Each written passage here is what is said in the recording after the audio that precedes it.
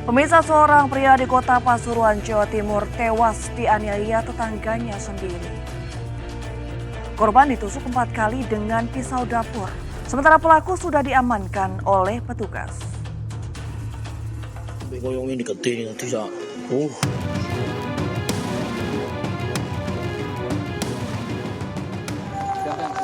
Pembunuhan sadis terjadi di rumah korban bernama Tulus Widianto di lingkungan Jelak, Kelurahan Blandongan, Kecamatan Bugul Kidul, Kota Pasuruan, Jawa Timur. Terlihat rumah korban berlumuran darah di ruang tengah setelah pelaku membunuh korban secara membabi buta dengan pisau dapur. Menurut warga, saat itu korban diserang pelaku yang diduga tetangganya saat sedang menunggu anaknya belajar. Melihat situasi tak aman, korban menyuruh anaknya naik ke lantai 2.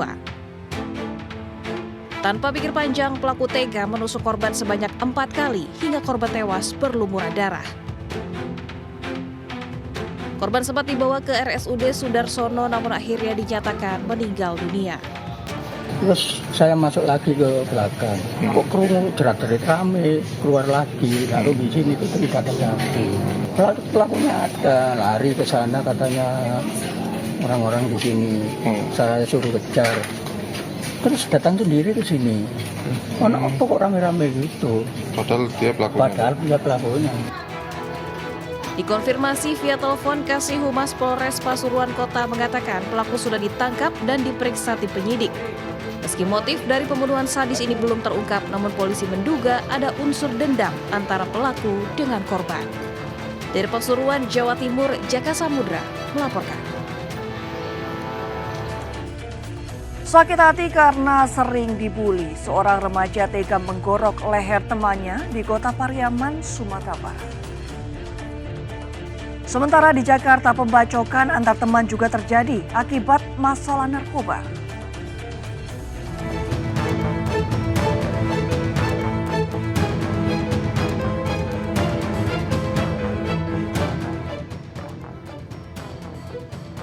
Sakit hati karena dibuli, seorang remaja tega menggorok leher temannya di Kota Pariaman, Sumatera Barat.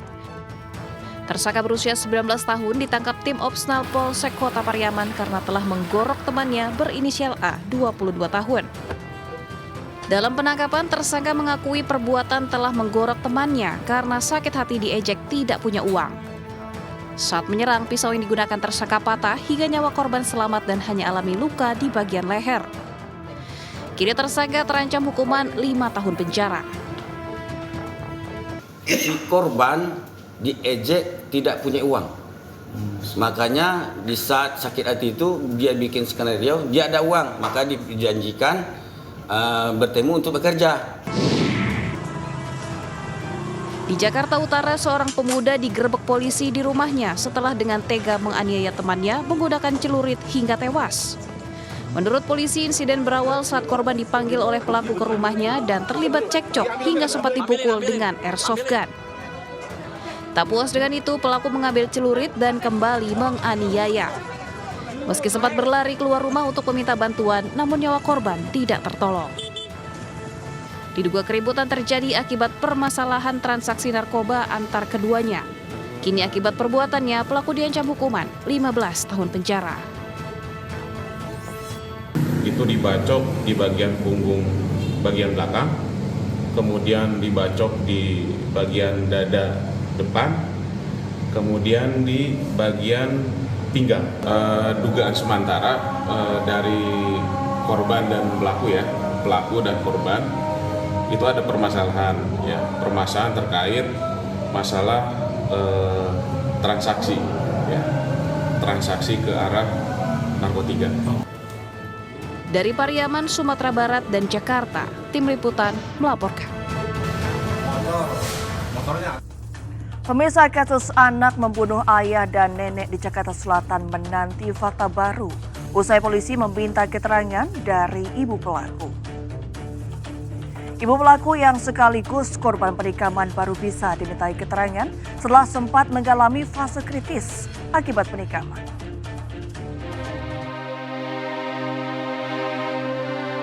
Teka-teki anak nekat membunuh ayah dan nenek serta tega menikam ibu kandungnya di Lebak Bulus, Cilandak, Jakarta Selatan memasuki babak baru. Tim penyidik Satreskrim Polres Metro Jakarta Selatan mulai meminta keterangan dari ibu pelaku. Ibu pelaku yang sekaligus jadi satu-satunya korban selamat dalam tragedi berdarah ini sempat menjalani perawatan di rumah sakit akibat luka tusukan. Keterangan dari korban digunakan untuk mendalami pemicu terjadinya peristiwa naas tersebut. Selain korban, polisi juga menggali hasil pemeriksaan psikiater terhadap pelaku yang notabene masih berusia 14 tahun. Saksi kunci yang mengalami penganiayaan sang ibu sudah kita bisa ambil keterangan, nanti akan kita sampaikan perkembangan terkait dengan peristiwa Cilandak ini. Ya, terkait kejadian, kemudian juga hal yang secara pribadi, medis, psikiatris, ya, yang bisa kita gali sehingga apa yang menyebabkan peristiwa ini bisa terjadi sehingga dapat ditemukan motif sesungguhnya ya.